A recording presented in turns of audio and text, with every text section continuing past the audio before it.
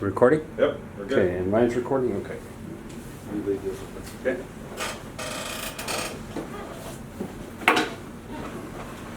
Okay, Brendan, so on a Medicare Advantage plan, HMOs are a little richer in benefits, which means there's less out of pocket for an insured.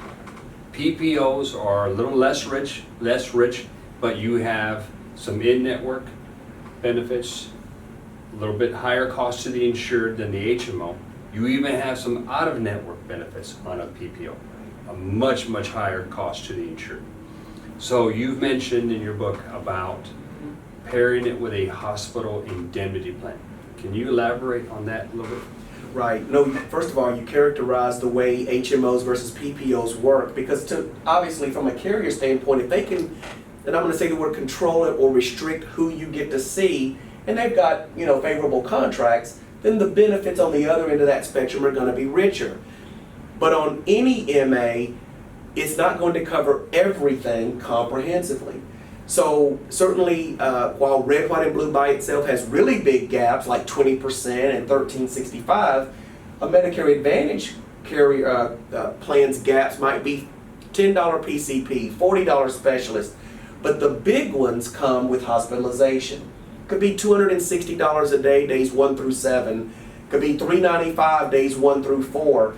And a zero premium plan sounds great until you're in the hospital paying $1,500 for the stay. Same thing with cancer and radiation. We talked about it. There's only maybe 3 plans I've ever seen across the country that don't cover cancer and radiation at 20% co-insurance.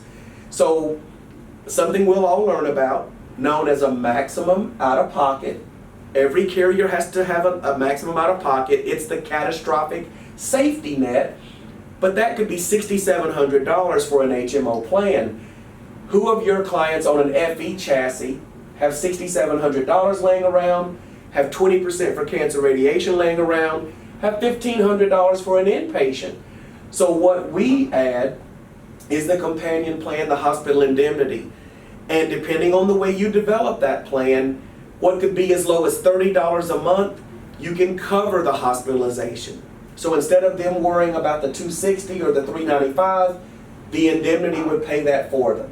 If they ever develop cancer, and you talked about a specific case you just did, they get a lump sum.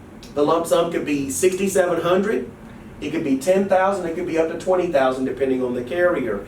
But what you'll find as an agent, especially the FE agents that are already used to asking for a premium, when you look at what the hospital indemnity does to make the Medicare Advantage plan stronger, and it's only $30, $40, $50 more a month, certainly not as expensive as a $200 a month Plan F Medicare Supplement, the hospital indemnity is a no-brainer. And the more you demonstrate that to your clients, the more they're saying, oh my gosh, number one, I didn't realize I was exposed so much. But then again, I never realized there was something I could do to minimize that exposure.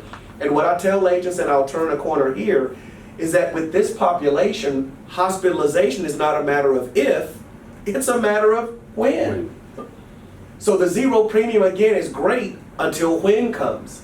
And then when you're facing a $1,500 to $2,000 inpatient bill that could have been mitigated with a $30, $40, $50 premium for HI, hospital indemnity, you now know the beauty and the power of that. So this product. is a complement to the Medicare Advantage plan that they would purchase, or that they would get. Absolutely. As a matter of fact, complementary in that if they go from Plan A, Medicare Advantage, to Plan B, Medicare Advantage, because Patrick calls them October 1st and says, the benefits just changed, let's move you to another carrier. Guess what goes with them? The hospital indemnity. It'll follow them carrier to carrier. And with most carriers that you would write, the Heartland Financial Group actually does a hospital indemnity, the premium doesn't go up. So once you buy it and lock in, you're protected for the rest of your Medicare life, no matter whose company you end up being on. And then, totally portable. Just out of curiosity, I'm sure we're going to get paid to sell that. Oh, you're going to get paid to sell it. And actually what you'll find that the renewal stream, it's a good upfront payment, but the renewal stream is actually higher than typically final expense. So it's a good trail payment. And I could get into, I guess I'm about to get into something. if you're a Medicare Advantage agent or even an FE agent selling Medicare Advantage and you're going from October 15th to December 7 in the AEP, you won't get your check until January 3rd. Right. So imagine, I had a ton of agents this happened last AEP, they sold 100 Medicare Advantage in the AEP. That is a fantastic, That's a great year. It's a great start. great start. But they didn't see that money until January, and I always ask the question, well, who's gonna buy the Thanksgiving turkey? Who's gonna buy the Christmas ham? You either need to do two things, keep selling FE, because you need money all along, or you need to add in indemnity as what I like to call your bridge over troubled water. So it's a way to keep money coming in throughout the year, but certainly in the parts where you have to wait on your revenue. Well, reading your book, I learned about that. I didn't even know that that was a product. So I've heard of cancer plans. They're great products to have. But this one that mirrors what you're going to be out of pocket on your Medicare Advantage is nice. Yes, and your clients will love you. And again, you're not asking them to jump a 5,900 or 6,700 moot, there it is, bridge. You're simply saying every month give me 30, 40, 50, 60, $80 depending on what they add to it. And you could get a husband and wife covered with base coverage for about $80 a month. Again, the Medicare Advantage plan has the pharmacy built in, so they're not paying an extra PDP premium as they would if they were on a Medicare Supplement. It just makes sense, and you can tell I'm passionate about it. It's funny, when I wrote 6 Hours and Six Figures in 2011, very few people knew what indemnity was. And now we're reaching critical mass because there's more companies offering it. Even Heartland has a one where you can dial into the benefits you need very explicitly to the benefits of their current MA plan. But even now, a lot of agents are just hearing about it for the first time, but the moment they hear it, they're like, oh my gosh, I should have been selling that the entire time. That's exactly what I'm thinking. I never thought about keeping it up with an indemnity Right. plan.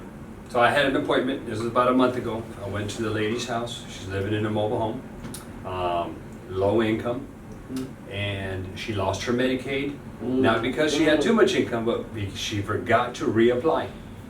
And so I put her on the core plan. I explained to her that she had co-pays for doctors, which she wasn't too happy with. But the one that got her was in this area to go to the hospital with my go-to plan. It's $100 a day for 7 days. And she had looked at me, and her look was, do you think I have $700 sitting around here somewhere? It says, I can barely make it as it is. And I didn't have a response. I literally had no comeback. I mean, I couldn't comprehend, but it was true. She just didn't have $700. Right. And she went on to tell me, look, here is my paycheck. This is what I received. And it goes, and I got this amount for groceries, I gotta pay my rent here at this mobile home, and this and this and this. I don't have $700. Well, in reality, the hospitals will work with you, and I try to explain that, but that was she still was focusing on that debt. So maybe having this indemnity plan might have been a good answer for her. Right. Hey, I've got a plan. Look, can you spare $30 or whatever it is to help cover this $100? Right. And paying a little bit now might have been an option for her. Well, and you struck so many chords just then, but yeah, it's the reality of what they're facing when they can't pay for what they need is tragic in the sense of the way our healthcare delivery system works. That's not a commentary on the system. What they actually need is an advisor. And what I would say, and maybe this could have been another segment, but unfortunately, when you take car salesmen, used car salesmen, and insurance salesmen, we're all kind of in that lower strata. And that's unfortunate because we provide such high level of service. As a matter of fact, in some of my books, I say that sales is the most noble profession in the world, because we match up somebody that needs something with somebody that's selling the thing they need. And that marriage brings synergy, and we get paid to do it. But additionally to that, when you go from just simply transacting on a product or selling on a premium and you start advising people, all of a sudden, no kidding, you get elevated to where CPAs and attorneys are. Because as an advisor now, you're trusted, you're important, you're helping them with living benefits, death benefits, and then taking that person and putting him on the richest HMO you could and putting him on the most basic indemnity, she might have only needed to pay $20 a month. But that's what elevates this business to me, is going from selling to advising. And at that point, you're going to serve and deserve that six-figure renewal we talk about. It's enough. You will get there sooner than you believe, because when you rectify her solution and bring her security, what is she going to do? She is going to become a center of influence, mouthpiece, a raving fan. And that's when you go from even being an advisor to advocate, and then everybody, you'll never have to buy another lead. I know I don't want to say anything sacrilegious, but at that point, business is waiting on you at your door, at your phone, in your voicemail. They're coming in faster than you can move. So what we're doing is we're solving some problems. Yes. We're identifying a problem, and then we're providing a solution to that problem. And you just never know what's going to happen. Never know. You just put it out there. Put the solution out there to the problem that you just identified, and let them decide. Right. Matt, any? No, good. And some of this stuff, guys, during your presentation, when you're talking to these clients, you'll pick up on these clues. They'll give some of this information to you. This is what happened to my son. This is what happened to my daughter, my sister. And now, if you know that you have a product that can serve that solution, let them know that you offered it. By the way, bring it up in conversation during the presentation. But a lot of these things you can pick up the clues during the presentation. So we're going to finish off with show me the money. Okay, 500 customers, about 10 grand a month. And now we add this into it. We got a little more money coming in for this hospital indemnity.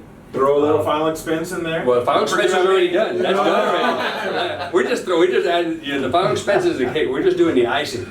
Right. We're putting the icing on the cake here. So you've got multiple sources of revenue. Your final expense up front, your Medicare, which is steady. You can add the hospital indemnity to it. Some cancer. Yes. We've got those products. Okay. Dental. Forgot about the dental. So sometimes dental's built into their plans, but if they don't have it, a lot of PPOs don't have dental. They have a very low amount of dental, which is not going to even cover a cleaning. So yes, offering a dental plan is also an option. Okay, thank you. All right, at this point, I think. Hey, not to be critical, you keep on going very low, and I can't see. Yeah, I'm wondering if they can hear. That's true.